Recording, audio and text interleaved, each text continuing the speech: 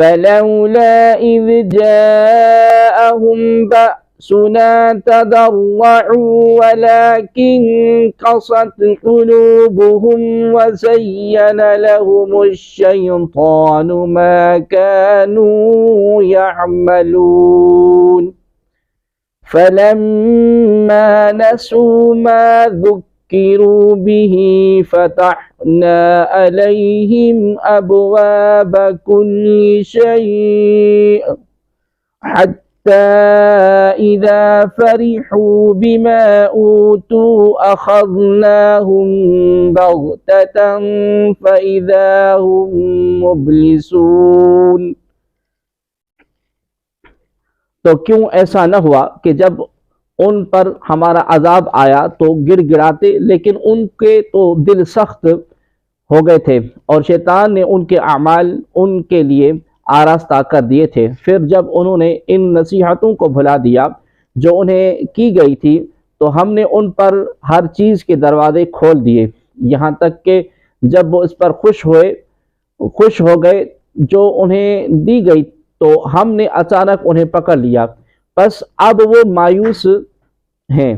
فَلَوْلَا إِذْ جَاءَهُمْ بَأْسُنَا تَضَرَّعُوا، تو کیوں ایسا نہ ہوا کہ جب ان پر ہمارا عذاب آیا تو گڑ گڑاتے۔ اس آیت اور اس کے بعد والی آیت میں مجموعی طور پر فرمایا گیا کہ ایسا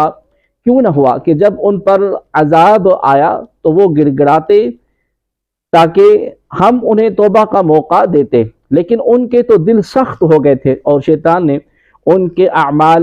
ان کے لیے آراستہ کر دیے تھے۔ پھر جب انہوں نے ان نصیحتوں کو بھلا دیا جو انہیں کی گئی تھی اور وہ کسی طرح نصیحت قبول کرنے کی طرف نہ آئے،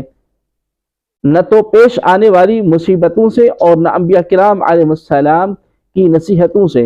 تو ہم نے ان پر ہر چیز یعنی صحت، سلامت اور وسعت رزق و عیش وغیرہ کے دروازے کھول دیے، یہاں تک کہ جب وہ اس عشرت پر خوش ہو گئے اور اپنے آپ کو اس کا مستحق سمجھنے لگے اور قارون کی طرح تکبر کرنے لگے تو ہم نے اچانک انہیں پکڑ لیا اور انہیں مبتلائی عذاب کر دیا، اور اب وہ ہر بھلائی سے مایوس ہیں۔ یاد رہے کہ اللہ تبارک و تعالیٰ کی نعمت پر خوش ہونا اگر فخر، تکبر اور شیخی کے طور پر ہو تو برا ہے اور کفار کا طریقہ ہے، اور اگر شکر کے طور پر ہو تو بہتر اور صالحین کا طریقہ بلکہ حکم الہی ہے، جیسا کہ اللہ کریم جل جلالہ ارشاد فرماتا ہے وَأَمَّا بِنِعْمَةِ رَبِّكَ فَحَدِّثْ، اور اپنے رب کی نعمت کا خوب چرچا کرو، اور ارشاد فرمایا قُلْ بِفَضْلِ اللَّهِ وَبِرَحْمَتِهِ فَبِذَلِكَ فَلْيَفْرَحُوا، تو تم فرماؤ اللہ کے فضل اور اس کی رحمت پر ہی خوشی منانی چاہیے۔ اس آیت سے معلوم ہوا کہ کفار اور گناہوں کے باوجود دنیاوی راحتیں دراصل اللہ تبارک و تعالیٰ کی طرف سے ڈھیل اور اس کا عذاب، اس کا غضب اور عذاب ہے۔ اس سے انسان اور زیادہ غافل ہو کر گناہ پر دلیر ہو جاتا ہے، بلکہ کبھی خیال کرتا ہے کہ گناہ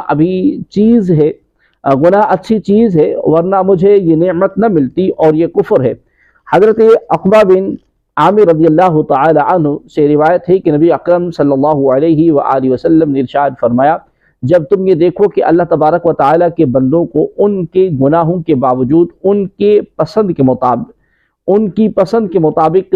عطا فرما رہا ہے تو یہ ان کے لیے صرف اللہ تبارک و تعالیٰ کی طرف سے استدراج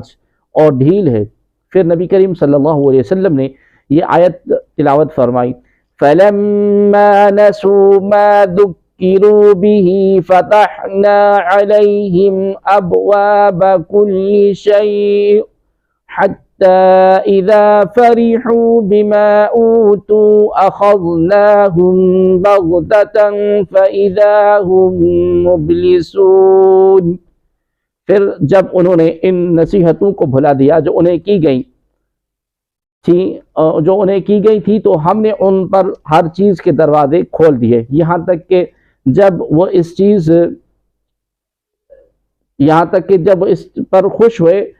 جو انہیں دی گئی تو ہم نے اچانک انہیں پکڑ لیا، اب وہ مایوس ہیں۔ حضرت حسن بصری رضی اللہ تعالی عنہ فرماتے ہیں خدا کی قسم جس شخص کو اللہ تبارک و تعالی نے دنیا میں وسعت عطا فرمائی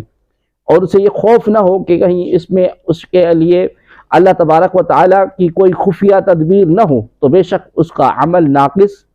اور اس کی فکر کمزور ہے۔ اور جس شخص سے اللہ تبارک و تعالی نے وسعت روک لی اور اس نے یہ گمان نہ کیا کہ وسعت روکنے میں اس کے لیے کوئی بھلائی ہوگی، تو بے شک اس کا عمل ناقص اور اس کی فکر کمزور ہے۔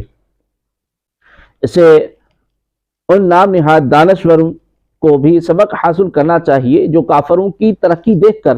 اسلام سے ہی ناراض ہو جاتے ہیں اور مسلمانوں کی معیشت کا رونا روتے ہیں، اور مسلمانوں کی معیشت کا رونا روتے ہوئے انہیں کفار کی اندھی تقلید کا درس دیتے ہیں اور اسلامی شرم و حیا اور تجارت کے شرعی قانون کو لات مارنے کا مشورہ دیتے ہیں۔